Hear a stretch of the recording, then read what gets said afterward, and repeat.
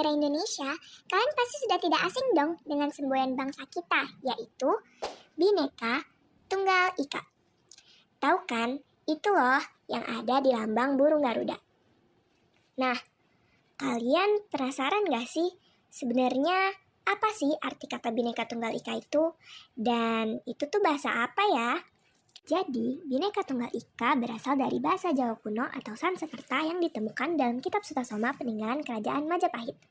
Kitab ini ditulis pada abad ke-14 oleh Empu Tantular yang isinya memuat nilai toleransi dalam beragama.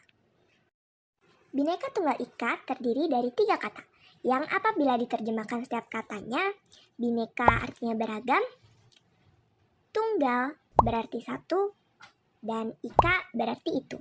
Dari situ, frasa Bhinneka Tunggal Ika dapat diartikan berbeda-beda tetapi tetap satu jua. Nah, semboyan kita aja berbeda-beda tetapi tetap satu jua. Berarti negara kita mempunyai banyak keberagaman dong ya. Nah, apa aja sih keberagaman yang ada di Indonesia? Aku kasih tahu nih. Yang pertama adalah keberagaman agama. Di Indonesia ada 6 agama yang diakui, yaitu Islam, Kristen, Katolik, Konghucu, yang terakhir Hindu, dan Buddha. Wah, ada banyak dong ya. Selain keberagaman agama, ras di Indonesia juga sangat beragam loh. Di Indonesia ada sekitar 4 ras yang tersebar luas. Yang pertama yaitu ras Malayan Mongoloid. Ras ini merupakan ras yang mendominasi di Indonesia, tersebar hampir di seluruh wilayah Nusantara, mulai dari Jawa, Sumatera, Kalimantan, Sulawesi, Bali, hingga Nusa Tenggara. Nah, untuk ciri fisik dari ras ini adalah kulitnya kuning sampai sawo matang, wajahnya bulat, dan matanya cenderung besar. Yang kedua ada ras Melanosoid. Ras Melanosoid memiliki ciri fisik hampir sama dengan ras Negroid, yakni kulitnya cenderung coklat gelap hingga hitam, berambut keriting, bentuk bibirnya tebal, dan tubuhnya tinggi. Di Indonesia, persebaran ras ini terdapat di Maluku, Nusa Tenggara Timur, hingga Papua. Yang ketiga, ada ras Asiatik Mongoloid. Yang termasuk ras Asiatik Mongoloid adalah orang-orang keturunan Tionghoa, Korea, dan Jepang. Ciri utama ras ini adalah memiliki bentuk wajah oval, kulitnya kuning langsat, dan matanya sipit. Yang terakhir, ada ras Kaukasoid Indik.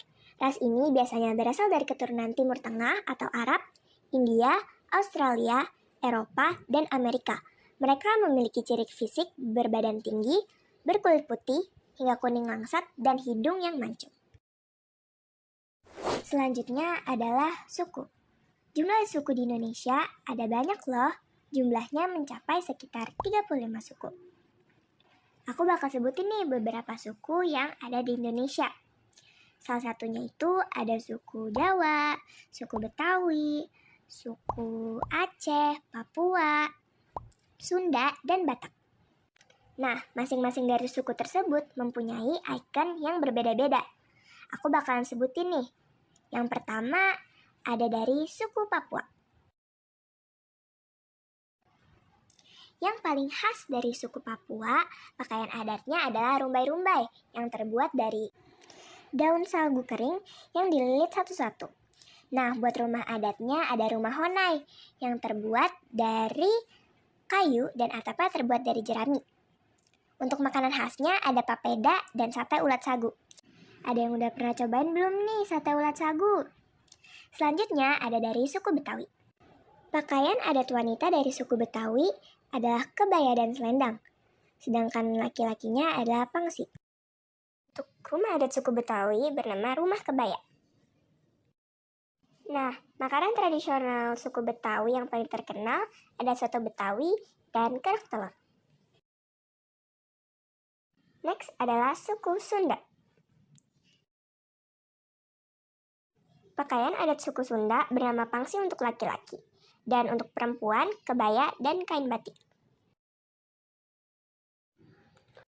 Untuk rumah tradisionalnya bernama badak Hawaii.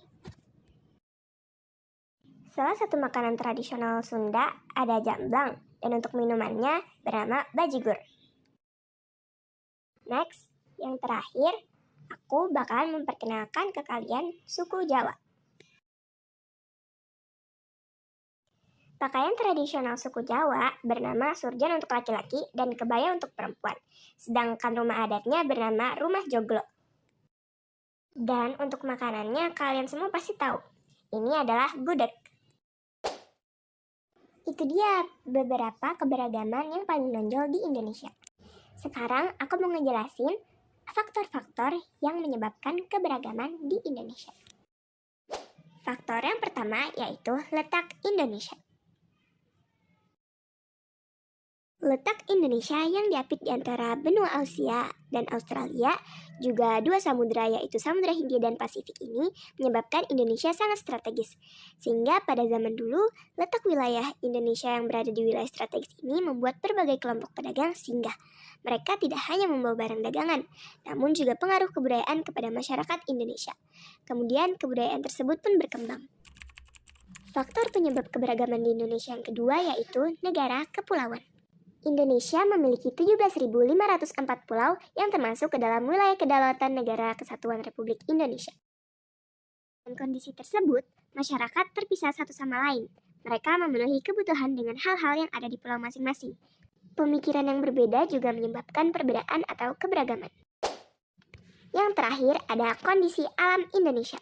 Kondisi alam Indonesia yang berbeda seperti daerah pantai, pegunungan, dataran rendah, rawa, dan laut mengakibatkan perbedaan masyarakat dan juga kondisi kekayaan alam. Sebagai contoh kecilnya saja, dengan kondisi alam yang berbeda, membuat perbedaan makanan pokok. Di Indonesia bagian timur, makanan pokoknya berupa sagu. Sedangkan di Indonesia bagian barat, makanan pokoknya berupa nasi. Hal tersebut dapat terjadi karena tumbuhan serta hewan yang dapat hidup di setiap daerah pasti akan berbeda menyesuaikan dengan kondisi alamnya. Itu dia beberapa faktor yang menyebabkan keberagaman di Indonesia. Jadi sekarang udah nggak pada bingung ya kenapa negara kita bisa sangat beragam. Tapi ingat, meskipun memiliki banyak perbedaan, kita tetaplah satu. Jadi jangan sampai perbedaan ini membuat kita menjadi musuh satu sama lain. Melainkan kita harus bersatu demi keamanan dan kenyamanan bersama. Serta mempertahankan kesatuan bangsa kita, yaitu Indonesia.